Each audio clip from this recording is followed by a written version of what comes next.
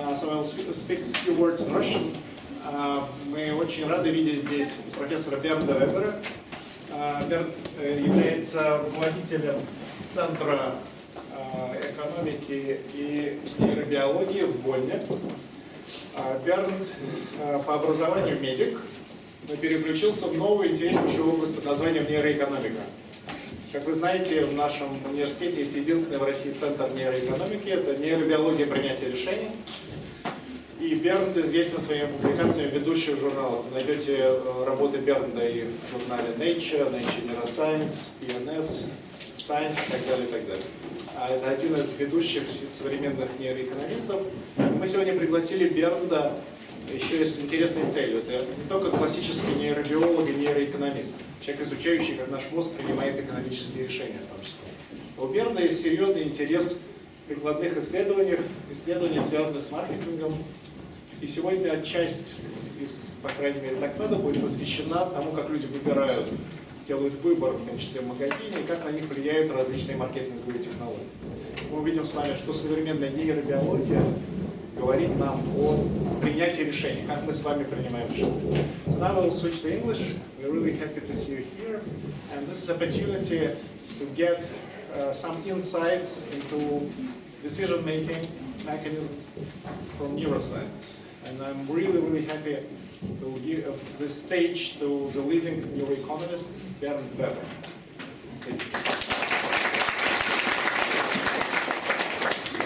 Thank you very much. I hope everything is true what he said, but I guess it is. I hope so. Yeah, I'm also sorry it's a bit bright here, so I don't know if you can see anything, but at any time, so if you have any questions, please raise your hand and I will try to answer that. Today I will talk a bit about neuroscience, but also psychology. I will also talk a bit about processes of decision making. So it will be a bit diverse, but all will be focusing on food choice as a model of decision making, because I'm pretty much interested in that. So I heard that the background of you is pretty different, so you might understand at some point more or less, so please don't be shy, try to ask or afterwards. So today what I want to talk about is the influence of context on valuation of products. And as an example, I will talk about food choice because of many reasons. One is that it's simple to investigate and we can afford it. Yeah? So people have preferences over foods. And all of our studies that we are doing are really incentivized. So if people are buying an apple or a chocolate bar or so in our lab, the students really have to pay for that and then they receive it. And that's easier with chocolate bars than with cars or TVs. But on the other hand, food decisions also have a very important health aspect. And this slide here, you probably are aware of that, is from the World Health Organization, looking at obesity rates in countries, starting in the 1970s in the US with about 15%, going now more than higher than 30%. And that's true in nearly all industrialized nations. When I prepared this talk, I also tried to find numbers from Russia. So it's pretty difficult to see. Yeah? So Russia is here, and it's roughly in the same range as Germany, with about 25% or so obese people, which is about 10% less than the US, but still it's increasing. Yeah? So this year is in the 1980s, and this year is 2013.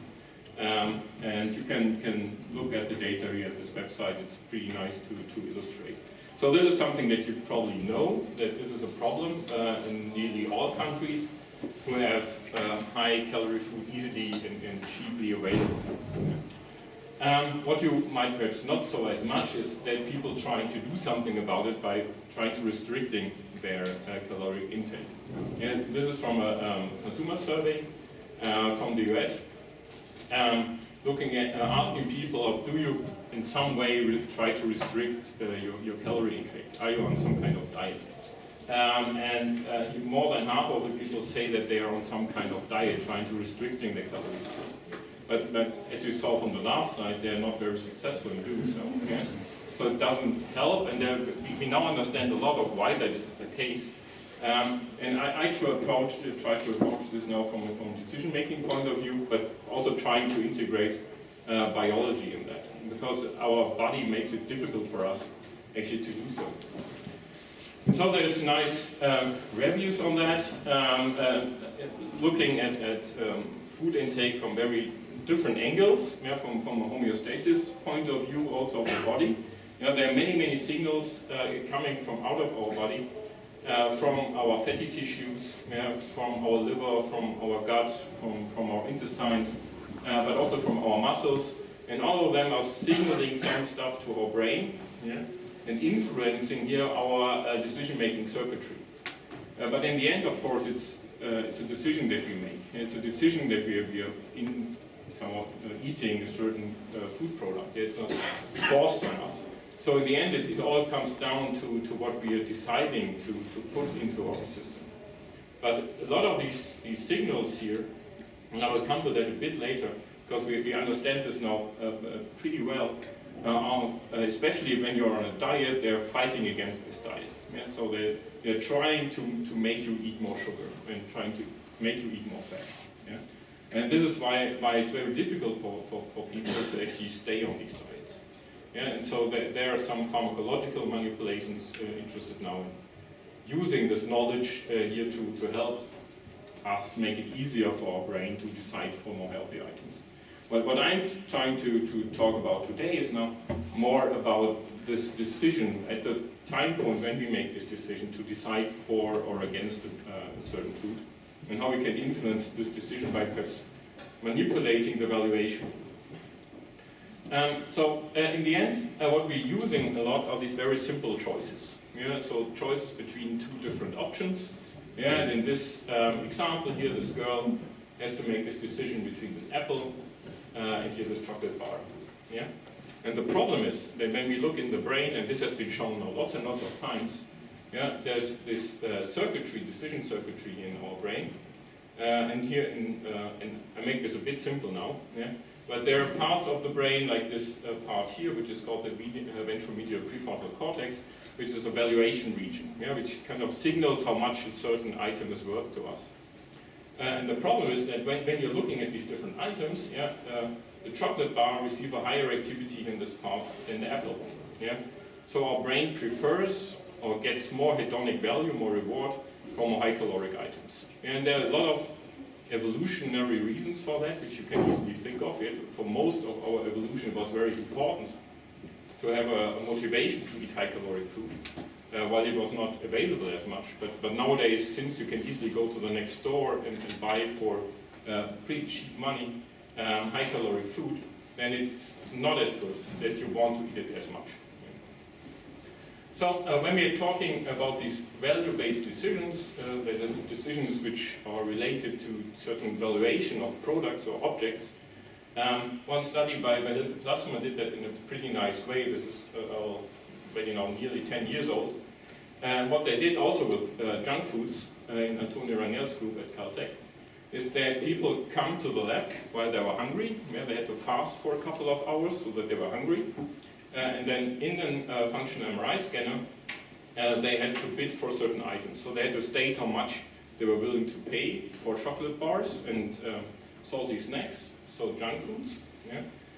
And what they were interested in this study was if there are regions in the brain which show a higher activity for items for which you are willing to pay more for than for those that you're willing to pay less for. Yeah? And this is actually what they found in this small region, which is the same region that I showed you a couple of slides ago, but here a bit smaller. Yeah? This was one of the first studies showing that they showed that this region of the brain is here less active if you're not willing to pay for this item than if you're willing to pay $1, $2, or $3. Yeah, so this activity in this brain relates somehow to the subjective valuation of the product. And this has been shown robustly now. This is again a larger slide from a meta-analysis of several hundreds of studies looking at this subjective valuation, showing actually that this part of the brain, the ventromedial prefrontal cortex, besides others, yeah, is important in this valuation process. So if you want to investigate this decision process, you somehow have to break it down into certain steps so that you can more easily investigate them. And Antonio again has published in this Nature Neuroscience paper here a nice model, which is pretty plausible and intuitive. Yeah? But I will walk you through that anyway. So if you're in a certain decision context, you first have, of course, to identify the situation and identify the options that you have. Let's say in the example of the girl, yeah, you have the option to either decide the apple or the chocolate bar. Then you have to decide for the action. Yeah, you have to value each option, yeah, dependent on the expected reward from this option and also the costs. Yeah, and then you have to decide for a given action. Then, of course, when you make this action, you have to evaluate it. Yeah? So then you taste the chocolate or you taste the apple and you see, oh, it's better or worse than what I expected. And if there's a deviation from this expectation, you can learn. You can update actually your experiences for next time. Yeah? So you update the representation of these objects if there was some deviation from what you expected.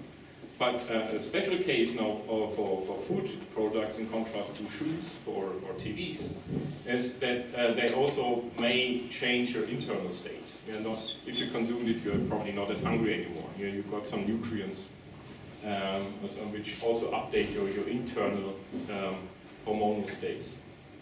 And then there's the next decision stage. So when you're now looking at a specific product, and let's take an example here of an ice cream. Yeah?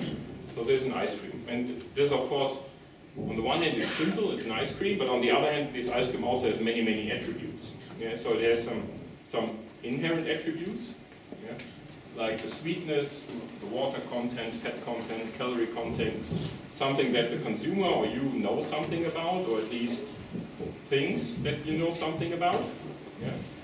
But it also has more abstract attributes, like health consequences that you get from eating this ice cream, for example, or if you can afford it, the amount of money you have to spend on that. But also, not unimportant social aspects. What do other people think of you if you consume a certain product? Like products or consumer choices, also signals to others. So all of those have to be somehow evaluated and then integrated into a final value for this ice cream. So the problem, but also a nice possibility is now that usually you are not confronted with products in such a clean way. Yeah? But they have certain additional properties. Yeah? So you have brands, you have certain labels on the products. These are not all from Germany, so you didn't have any Russian. But you probably have the same here, like organic food items or fair trade items or whatever. Yeah? And all of those somehow influence the way that you perceive products.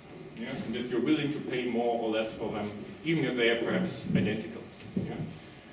So besides these inherent attributes and more abstract attributes, now you have external cues which influence this valuation process. And they also influence the valuation, and then in the end maybe the decision. And this is something that I got interested in over the years. And as one example now, that's a more simple example, we did a study, one of my master students did that about 2 years ago now, where we looked at fair trade labeled products. Yeah, we did another study very similar a couple of years ago on organic labeling, and the results are pretty similar. Yeah? So the way that these experiments work are again very similar to what Hilke Plasma did in this chocolate bar study, but I will just walk you through that again shortly. So you see one product, and this is either labeled now with this organic label or fair trade label here or without that. Yeah? So the participants see that in the scanner, and then they have to state how much they were willing to pay for that. Yeah, for now you can just say that they're just stating a price, and that's okay. There's a bit of a more complex auction mechanism behind that, which the subjects have to train, and then which should enable them to really state, or should lead them to really state their actual willingness to pay for these items. So they see the product, and then they state how much they were willing to pay for it. And in a functional MRI experiment, you can't just do that once, but you have to do that repeatedly, because of the signal to noise ratio, which is bad. So you have to have repeated measures. Yeah? So they're doing that 80 times for different products, for 80 different products. So they never see each product twice. And then in the end, 5 of them are randomly drawn, and the participants have to pay for them, and then they receive them and take them home. Yeah? So they are all real choices. So when you look at the behavioral data, and here you see the mean or the average willingness to pay for the items. You see here on the left side for the conventional, not labeled items, and on the right side for the fair trade items. Yeah, so participants are willing to pay more for these fair trade items. And it's not so surprising, we've known that. Okay? So the question is now what happens in the brain. Yeah, so what we see, and this is again the same region that I showed you before, now several times, in the ventromedial prefrontal cortex, this is again correlated with the stated willingness to pay for these items.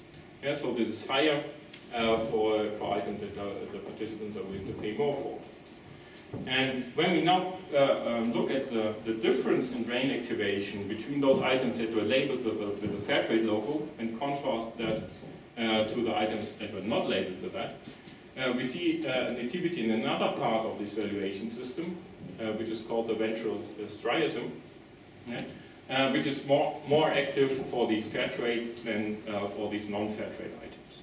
Yeah? So this seems to be that these labels influence this valuation process and increase actually the valuation of these items. So another interesting aspect is not only the valuation, but something, the question is a bit, does these expectations that these labels rise or brands rise, so do they not only change this valuation process, but do they also change the perception of the products? And this is also something that you can easily investigate, or most easily investigate with food products, because they can be consumed. You can ask the participants to eat something, yeah? And then they can rate it. So one of the nicest examples, I think, about these so-called placebo effects, or marketing placebo effect, is from a study from Dan Ariely. And he used beer. Yeah? This is Sam Adams, that's the lager beer. And the study was done in Boston, so this is a Boston lager. And what he did is, to this beer, he added a vinegar. Yeah? So most people dislike that, yeah? Or they state that they don't like that. Yeah? Has anyone here tried that? No. No way. No way. Yeah. So people think that they don't like that, yeah? Even though most people haven't tried. Has anyone tried? Just me. No, people don't try that. Yeah. So, but they have some expectations that they won't like it. Yeah. So the question in this study was now: is it actually the taste difference? Yeah. So is it actually the vinegar in the beer that makes the beer taste less, or is it the expectation that it does taste less? Yeah. So we had 3 groups. So all tasted the same beer. Yes, they had all beer with vinegar in it. Yeah. The one group didn't know. Yeah. They just drank the beer with vinegar and then stated how much they liked it. Yeah. The second group was informed that there was vinegar in the beer. Then they drank it and then they stated how much they liked it. So they knew before they tasted it. The third group had beer with vinegar. They didn't know why they drank it. Then they were informed that there was vinegar in the beer, and then they stated how much they liked it. Yeah? So all had the same beer, but they had the information or the expectations at different time points. And what you see here is that only the group who had the information beforehand, so who had the same expectations as you probably did, yeah, that it doesn't taste, yeah, only this group stated that it actually tasted less good. Yeah? So what he nicely showed is that the expectations influence the taste experience. So what we did in our fair trade study is, after the participants came out of the scanner, we gave them a chocolate bar and broke it in 2 pieces. Yeah? This the participants did not see. Yeah? And we told them that one piece was conventional chocolate and the other piece was a fair trade chocolate. But actually it was on the same bar. Yeah? And then we asked them to state how much they like it. Yeah? For the pleasantness, there's how much they liked it. They stated that they liked the fair trade chocolate more, yeah? And they also thought that the fair trade chocolate tasted more intense. Yeah? But it was from the same bar, it was completely identical. Yeah? So here again, this expectations that this is different actually makes it taste different. So one thing that I then got more interested in is if we can use this knowledge now about these contextual influences to perhaps help consumers to make better choices. Whatever better choices are, there's something that you can discuss a lot. Yeah? So let's assume here that better choices are less caloric choices. Yeah? But also this you can discuss. What we were interested in here now in the next studies, which all belong somehow together but using different methods, is to investigate different nutritional labels. And I don't know this here in Russia or what kind of nutrition information you have on products, but it may be, I guess, pretty similar. Yeah, So, it is similar. Yeah, so you probably have on products, you have some information about calories, very complex numeric information. Yeah, on fat, sodium probably on it, sugar, carbohydrates. You can make it more complex. Like in this one, this is probably a really bad example. Yeah, but which is based on the idea that you just have to provide as much information as possible to the consumers, and then they will make the best choice possible. Yeah. Okay. In this view, would be a perfect signal to the consumers. Then there's something that's somewhat in between. Let's say these so-called guideline daily amount signals, which are now in most of Europe are used, where you again have information about calories, sugar, fat, saturated fat, and salt.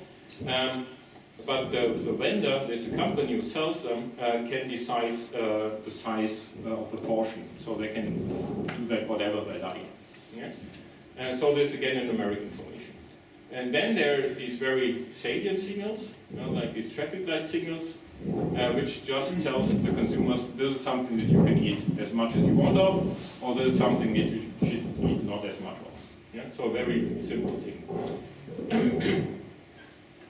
So what we do know from several behavioral studies is that just presenting numeric information is not really good for consumers. Yeah? They're not really able to integrate this information into a meaningful choice.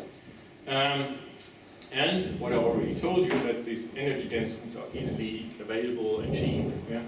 And what we also know, and I will come to that again soon, but I also showed you some examples, that these